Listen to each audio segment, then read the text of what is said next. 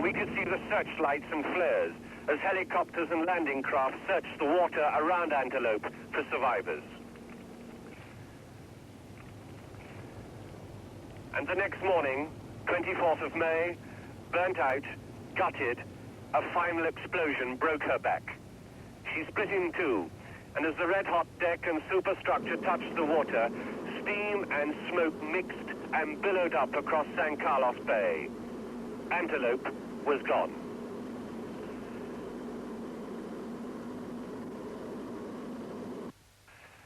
But there are men in this task force who need to be oblivious to the casualties of war, and these men carried on with the enormous and continuing job of unloading supplies from the ships. Food, water, thousands of tons of ammunition, all the guns and all the weapons and all the artillery that needed to be pushed upwards towards Port Stanley. Landing craft ferried backwards and forward from the ships to the beaches from dawn to dusk, only scattering to the protection of the coves and inlets whenever the air alerts sounded. And they did, again and again, day after day. 25th of May, the 5th day of our arrival, and also Argentine National Independence Day. A bad omen? In a war like this, such anniversaries become suddenly and of course absurdly important, but such is our superstition. Up on the decks now, almost as an afterthought, general-purpose machine guns have been mounted by Royal Marines commandos as additional air defense. Odd, we thought, with so many millions of pounds worth of missiles around us, that such a makeshift weaponry should be necessary. But fired together and in the same direction, and a pilot would have to fly through a wall of lead. The Marines claimed at least one Mirage that day.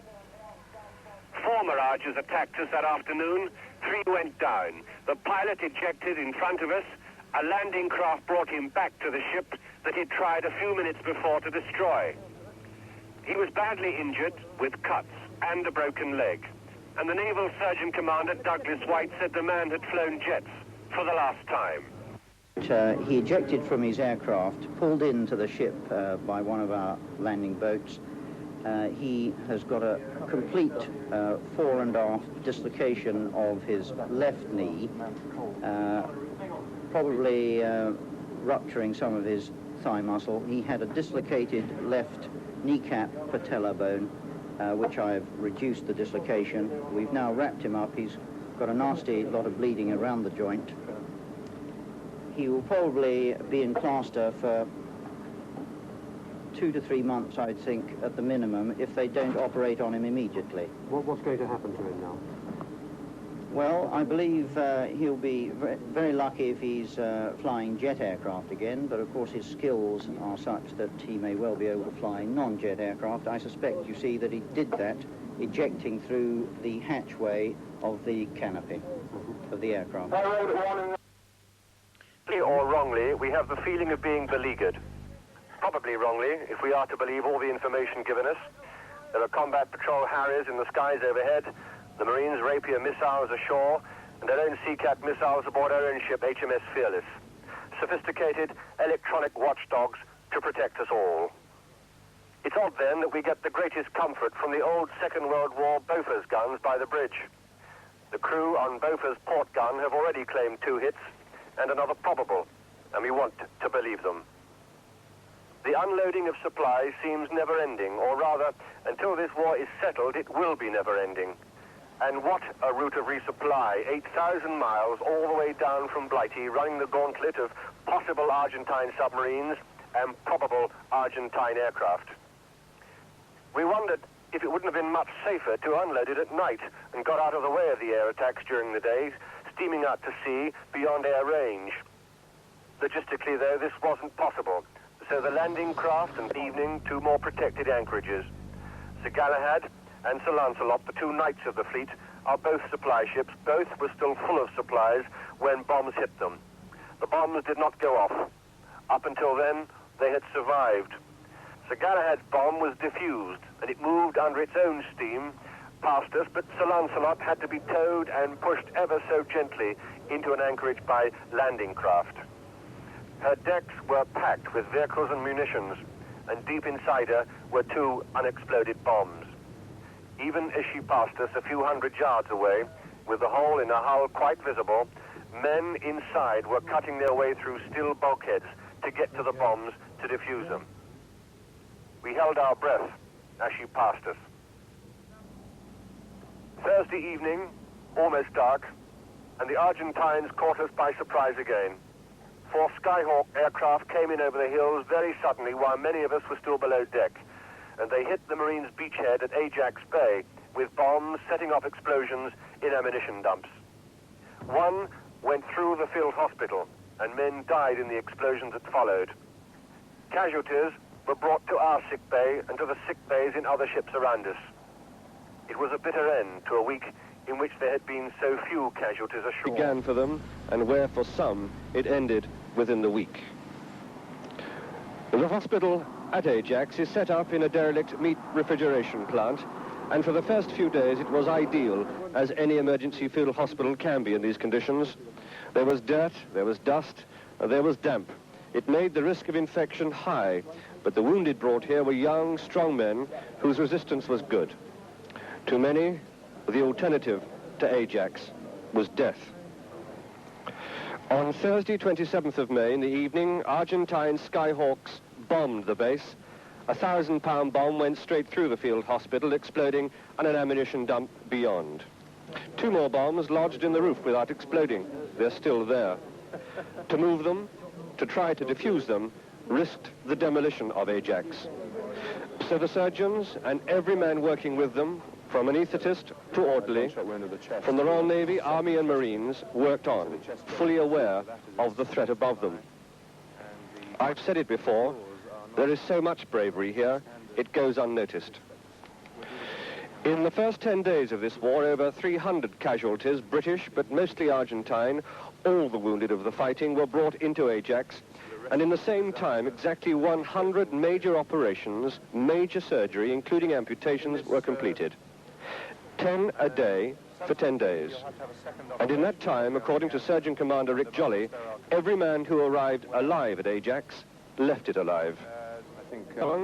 Some admitted to being only 15 and 16 years old. And nevertheless, these young conscripts fought well, according to the paras, and surrendered at Goose Green only when their commanding officer realized the alternative to surrender was more slaughter by a determined 2nd Parachute Battalion. So miserable did they look that day that I seemed to want the Spanish for "Don't worry, you're well out of it." Monday, 31st of May. Goose Green is remembered, in my mind's eye at least, by 1,500 helmets scattered across the airfield, the remains of the surrender by the Argentine garrison 2 days before. To be remembered, too, by the smell of a battle still fresh, and by the piles of rifles and ammunition collected by the 2nd Paras as a kind of war booty. To be remembered, too, by the remnants of the Argentine Air Force on the island's 2nd largest airstrip, Pucaras ground attack aircraft hit by our Harriers as the Argentine pilots tried to escape. Pilots who died strapped inside their cockpits with the canopies still open. Goose Green is to be remembered certainly by its open-air napalm factory. There it was in the middle of the village, 32 100-gallon drop tanks made in the Argentine and filled with the evil stuff ready to be dropped from bomb carriers of the Pucaras aircraft on the airstrip. The mixing machines, the drums of napalm gel, the long, thin detonator, more empty tanks waiting to be filled. And at the edge of the airstrip, close to where the Pucaras had been parked, we saw another 57 drop tanks. These were more crudely made, almost as if they'd been welded together in a hurry. But oozing out of the detonator seals, we saw the same white, sticky, corrosive glycerine gel with a familiar smell, burning the grass black where it dripped. There was even an Argentine instruction manual showing how the napalm mixture should be handled. It is highly volatile, like nitroglycerine. Tuesday, 1st of June, and Goose Green will be remembered for other things that ran counter to familiar Argentine propaganda. These people, 114 of them, residents of the village and a few farms around, were locked in this tiny church hall, not more than 200 yards from where the 32 troops, a part of the 5th Infantry Brigade. The Guards, who had begun their voyage from England in the QE2, finished it in landing craft, moving across the misty bay to advance forward, taking over from the troops already holding the grounds.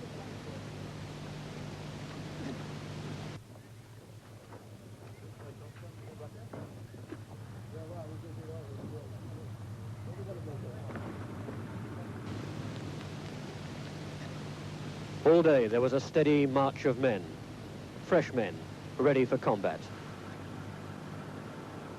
This new landing, every bit as great as the first wave, doubled the number of troops ashore. Their arrival gave the British command a chance to regroup.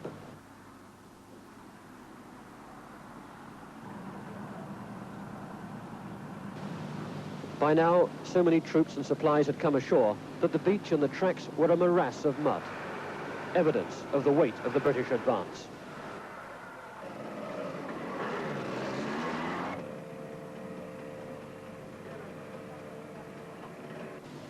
But there's no intention of getting stuck in First World War trench warfare.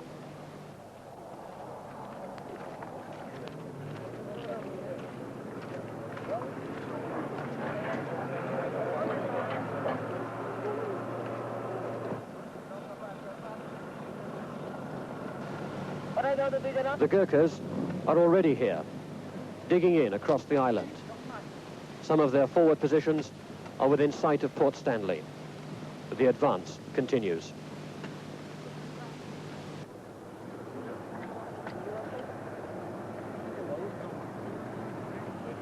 The battle zone, and she's now the first warship to return home. As she neared the Portsmouth naval base, the scars of war were plainly visible. 2 holes either side of the ship through which an Argentine bomb had passed, miraculously failing to explode. Thousands of people had lined harbour walls and jetties to welcome the destroyer home, a city which has suffered the loss of 2 similar ships, the Sheffield and the Coventry. Then the moment when the disciplined men of the senior service broke ranks into the arms of their families. Everyone a hero. Of pleasure craft. All that could be seen of the bomb which came so close to sinking her was a small patch. The captain, Anthony Hoddinott, paid tribute to the way the crew repaired the damage. Working in stormy South Atlantic seas, they welded patches over the holes left by the bomb before returning to air.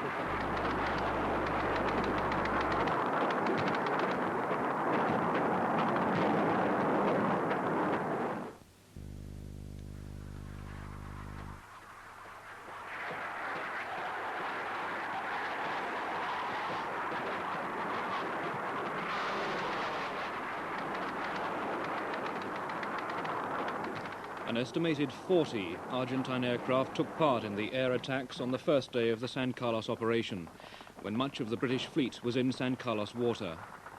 Rapier anti-aircraft missile batteries were set up ashore to try to give some air protection.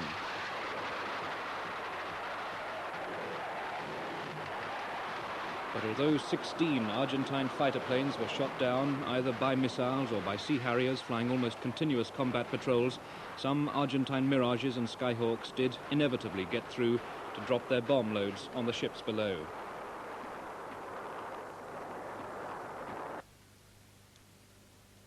After San Carlos, a week later, the battle for Darwin and Goose Green. More film of the immediate aftermath of that operation has also just been reaching us. We have the first film of the moment the Union flag was raised at Goose Green on Saturday, May the 29th, to cheers from local people and from the soldiers who'd carried out the liberation.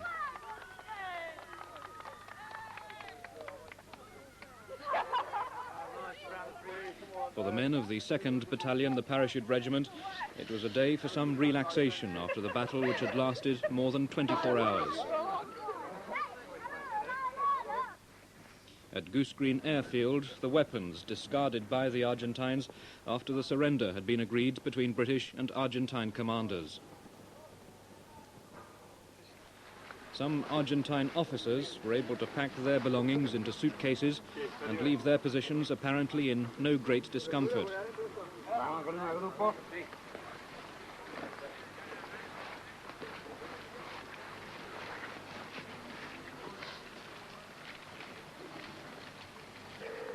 Others, though, the young conscripts, were not so fortunate. Many of them were helped away from the battlefield with serious injuries.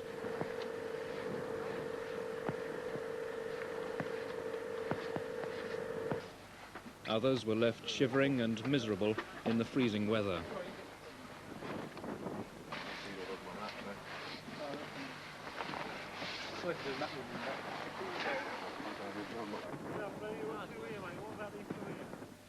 Nearby, the bodies of some of the 250 Argentines who died at Darwin and Goose Green.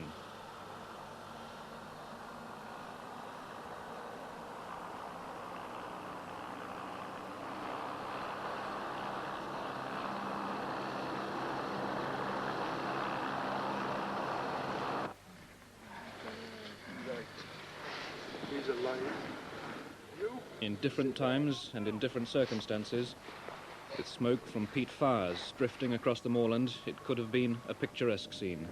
But in these last days of May and in early June, it was most certainly everything except that. South Georgia took part in the operation, and that 2 of her helicopters machine-gunned the station before the troops landed.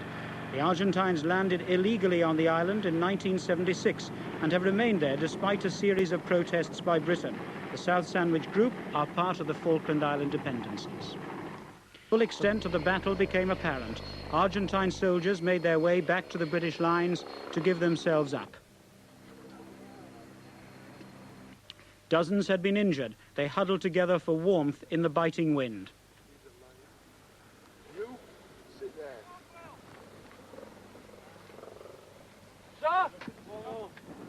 The most badly wounded were helicoptered to the field hospital at San Carlos. For others, it was too late. 250 Argentines died in the battle, 17 Britons were killed.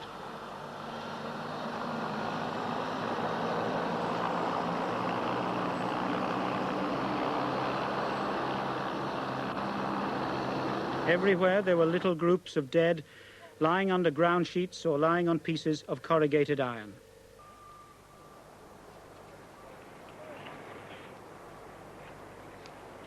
A 1,000 prisoners were taken. They left behind, dumped on Goose Green airfield, great piles of helmets and rifles.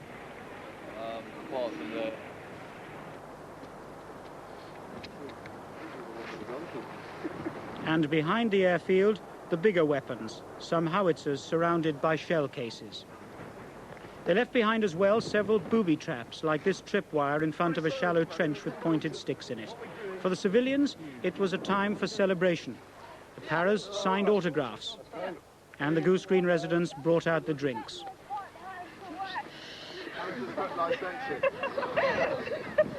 The biggest cheer came when the Union Jack was raised once again above the tallest building in the settlement.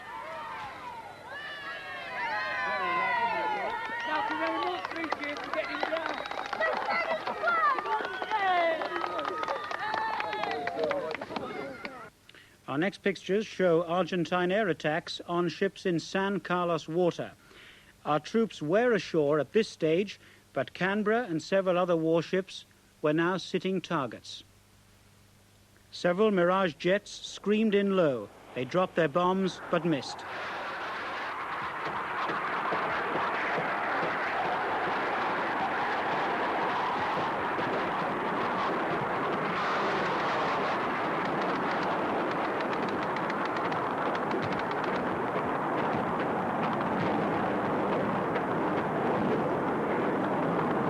They came in again.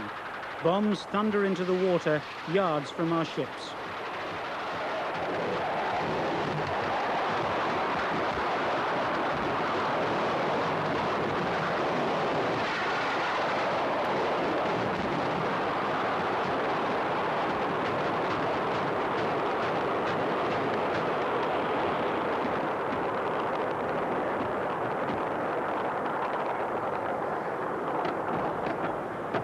Two rockets are fired, chasing across the sky.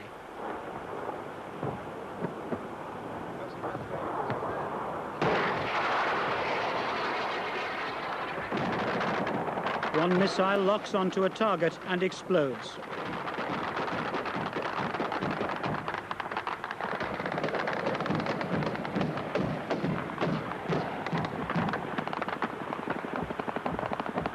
Canberra is safe, ready to work on. She sits quietly in the water. Rocket launchers wait at the ready, radios buzzing.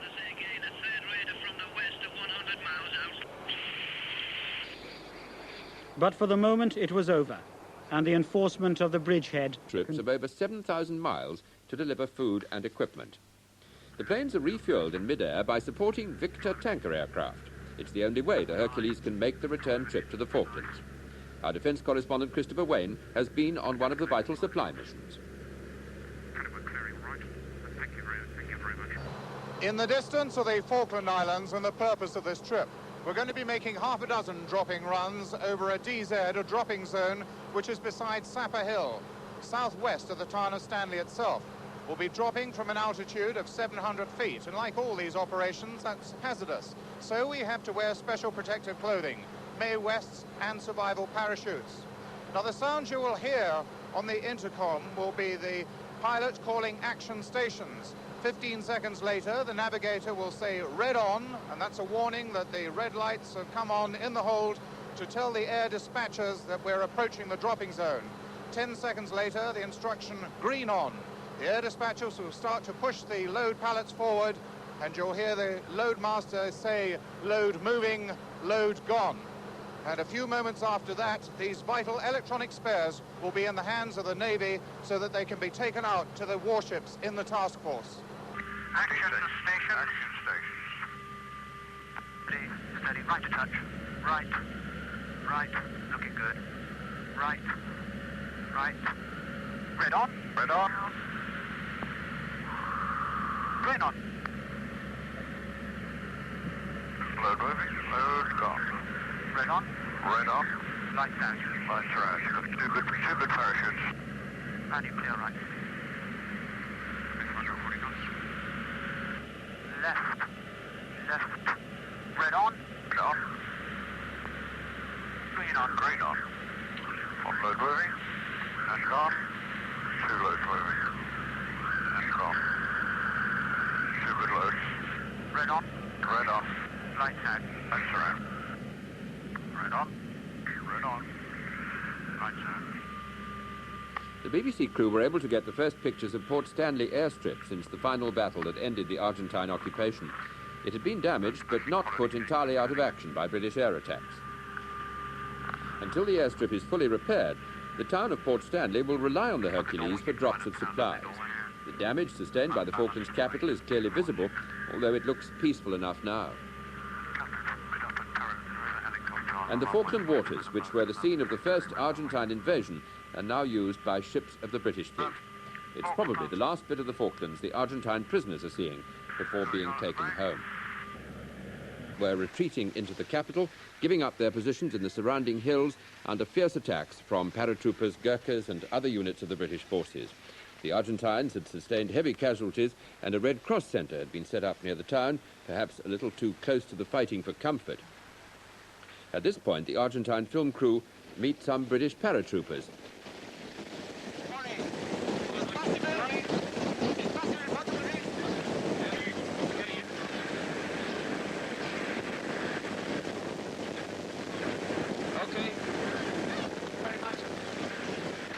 It's not clear at what stage of the surrender negotiations the pictures were taken, but a helicopter seems to deliver British officers. They're escorted by Argentine officers into the distinctive Secretariat building in Stanley, and the fighting is already over.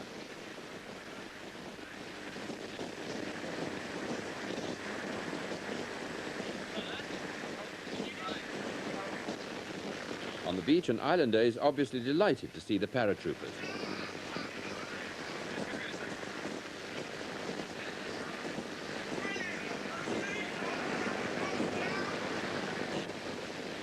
By this time, there's no question that a ceasefire has been agreed, and the skies over Port Stanley are already beginning to clear. The government